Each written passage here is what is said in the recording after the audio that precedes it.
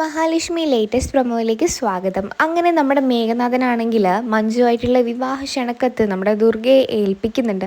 ദുർഗയോട് പറയുന്നുണ്ട്, ഇതിനേക്കാളും സന്തോഷം ഒരു കാര്യമായിരിക്കും അന്ന് അമ്മായിയുടെ ജീവിതത്തിൽ നടക്കാൻ പോകുന്നത്.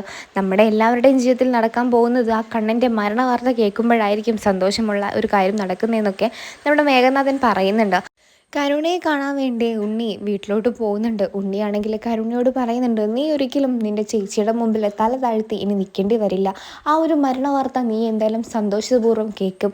ആ കണ്ണൻ്റെ മരണവും പിന്നെ നമ്മുടെ മഹാലക്ഷ്മിയുടെ മരണവും നീ കേട്ടിരിക്കും കരുണയെന്നൊക്കെ പറയുന്നുണ്ട് കേട്ടോ. നമ്മുടെ കരുണയുടെ അടുത്താണെങ്കിൽ ഇതൊക്കെ കേട്ട് കരുണ ഒരുപാട് സന്തോഷിക്കുന്നുണ്ട്.